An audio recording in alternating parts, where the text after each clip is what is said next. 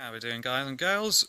We are here today to discuss the Proshot Action Cam mount. Alright, this mount is designed for your GoPro or action cams that have similar sort of fittings. Don't recommend going too tall on your camera, you'll see why in a minute. Alright, so this is the Proshot, and for me it's been a weapon of choice for my GoPro mounting options because it is basically a chin mount, and it is designed to hold your camera to your chin, especially if you have an off-road slash dirt bike helmet. That's what this has really been tailored for, because as we know, dirt bike helmets have a bit of a funny chin vent setup. The way it is, it's never really a flush sit. It looks pretty much similar to this front portion of the Proshot mount. Just imagine that on your helmet. Is rather impossible to get a camera mounted on the chin there. So this is where they invented one of these.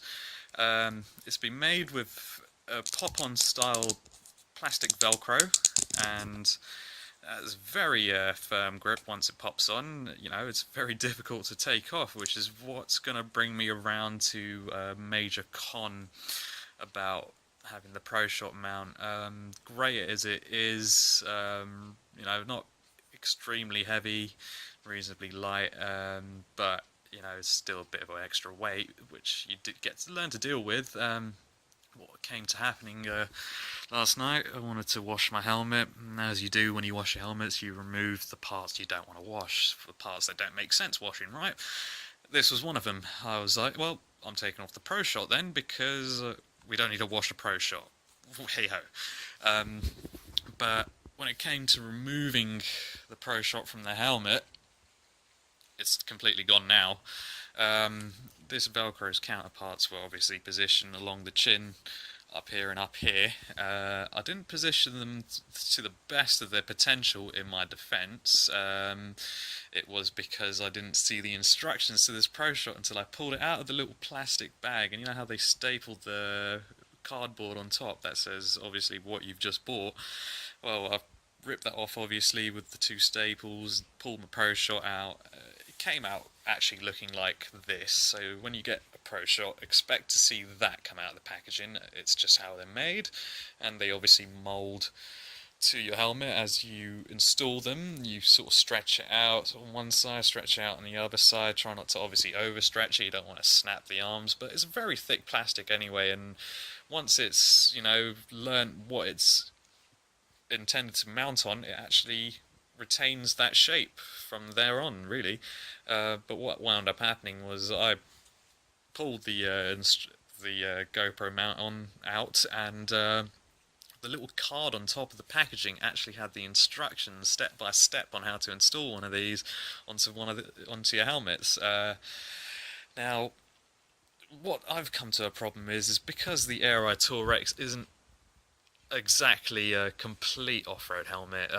Yeah, I've got the peak and everything just elsewhere at the moment because I've taken it all off to get it washed and cleaned. It's a slightly thicker made helmet. Obviously, it's more off-road helmet, you know, more roady designed. Road Pacific helmet with an off-road design going on, let's say that. And which kind of effectively makes this chin section a bit thicker than your standard or your you know, your everyday sort of off-road helmets. And well, that's what I liked anyway about it, is the fact that I can still use it for roads.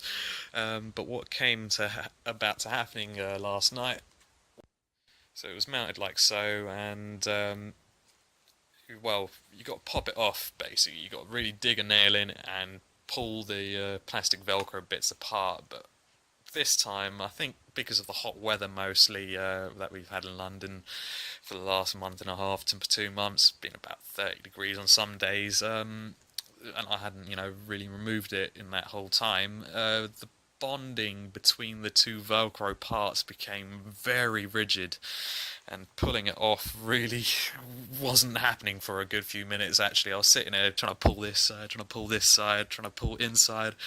Then I was thinking what to pry it with. All I had was rusted metal tools around, so I was like, well, I'm not prying it with those because I don't want to scratch the nice helmet. Eventually I got it going, and the corner bits of the Velcro counterpart started coming off the helmet, and I thought, oh, now it's ruined, because the next time I do it, it's going to come off again. So I've just gone ahead and completely removed the whole Proshot mount from the helmet now. I'm going to go back to another mount I used to use, which was near enough just as effective. And had a tough time cleaning this off, actually, because what it did is leave a lot of residue, and we'll see in a minute what this residue looks like. I'm going to actually pull apart a PS4 controller, which I've had wrapped around with squid grips, and it's got the same sort of principle, you know, strong glue, bit of rubber in between, and when you pull things like that off for what they're glued on, they tend to leave behind bits of residue and bits of rubber, and it's a real tough job, because I had to sit there scraping at it with an applicator card, which effectively became a de-applicator card. You know, those little cards you get when you get your phone screens? Yeah, I was just trying to dig one of those in, because it had a rigid corner, but it wasn't so harsh that it was going to scratch the design on the helmet. You can see it's a little bit foggy now, which is what I'm going to have to deal with for sticking something to the helmet. You know, it's what you got to do. But yeah, let's take a look at what the removal of one of these Proshots looks like. So, we've got both my hands free, need them, need to start removing these squid grips. Well, actually, luckily, these grips, oh, here we go, this is the example of what we had happening with the Proshot. I'm going in rough with this because actually it's not very badly glued on anymore, but when you get a fresh squid grip, you've got to remove it the moment you realise there's something wrong in your controller. Yeah, you can prepare to remove a lot of that sort of stuff. This stuff is horrible to remove, right?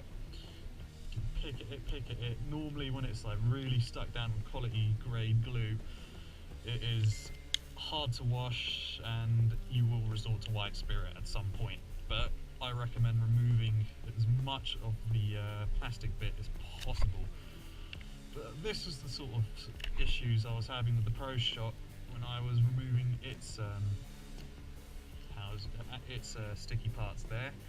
Same sort of gist, you know, they are very firm, becomes, you know, very firm glue attached to the back of these strips for a reason. It's cementing itself to the front of your helmet and it wants to hang on, so yeah, we respect that side, but when it comes to removing it, we regret it, obviously.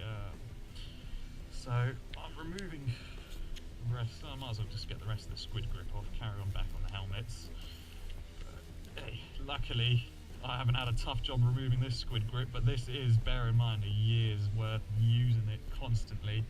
All the heat from my hands or everyone else's hands has obviously caused the glue to go into a more forgiving state rather than cementing like utter basically. So, but basically this is what you encounter everywhere where the Proshot's been stuck, so I recommend applying a bit of heat if you can, not too much obviously, you don't want to damage the lacquer on your helmets as you go. Yeah.